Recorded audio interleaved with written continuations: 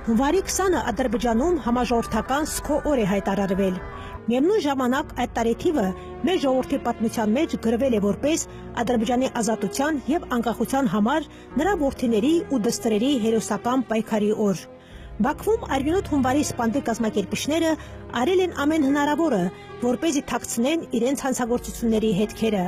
Առաջին հերթին նրանք ձգտում են կանխել խաղաղ բնակիչների դեմ իրագործված այդ հանցագործության տեղեկատվության տարածմանը։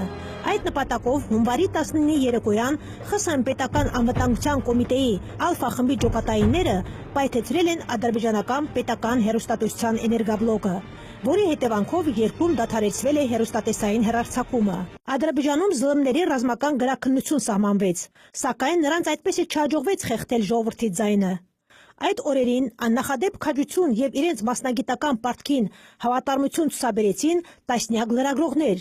այդ թվում Սեհեր թերթի աշխատակիցները։ Ծանր պայմաններում նրանց հաջողվեց ճեղքել տեղեկատվական շրջափակումը և հունվարի 20-ի ողբերգության մասին իրողությունները հասցնել համաշխարհային հանրությանը։ Մազայր Սուլեյմանովը, ով այն ժամանակ Սեհեր թերթի գլխավոր խմբագիրն էր, այսպես է հիշում այն ողբերգական օրերը։ Çətin anlar idi, çox çətin idi.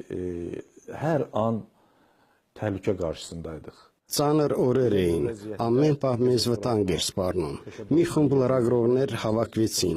Նրանք քայլում էին Բաքվի արյունոտ փողոցներով, լինում էին շահիդների տներում։ Մենք խղճի խայտ էինք զգում, տեսնելով զոհվածներին, վիրավորվածների տանջանքները, ինչու մենք էլ շահիդ չդարձանք, ինչու մեր կյանքը չզոհաբերեցինք հանուն երկրի ազատության ու անկախության։ Եվ մենք ձգտում էինք ինչ գնով էլ լինի լույս ընծայել թերթը և մեր ձայն ու ցավը հասցնել ժողովրդին, ողջ աշխարհին։ Biz çalışırdıq ki, nəyin bahasına olursa olsun qəzet buraxaq, öz sözümüzü deyək. Շատ դժվար էր արտակարգ դրության ժամանակ թերթ հրապարակել, սակայն Սեհեր թերթի լրագրողները վտանգի ենթարկելով իրենց կյանքը ոչ միայն նախապատրաստում էին նյութերը, այլև տարբեր միջոցներով այն հասցնում էին արտասահմանյան լրատվամիջոցներին։ Այդ օրերին նրանց միակ նպատակն էր ողջ աշխարհին հասցնել խաղաղ մարդկանց հանդեպ իրագործված գազանությունների մասին իրողությունը։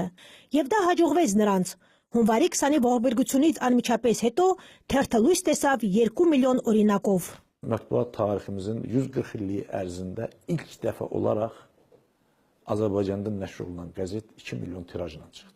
Ադրբեջանական մամուլի 140-ամյա պատմության ընթացքում դա առաջին դեպքն էր, երբ երկրում թերթը լույս տեսավ 2 միլիոն օրինակով, սակայն դա կատարած աշխատանքի մի մասն էր։ Հարկավոր էր խորհրդային զինվորների կրակի տակ այն հասցնել մարդկանց, դրանով մեծ թվով լրագրողներ էին զբաղվում։ Մեր աշխատակիցները ավտոմեքենաներով շրջում էին քաղաքի թաղամասերով և տարածում թերթը։ Պետք է խոստովանեմ, որ Սահար թերթը կյանքիս մի մասն էր։ Ամեն անգամ հիշելով շահիդներին, մարդիկ հիշում են նաև մեր թերթը։ Səhər qəzeti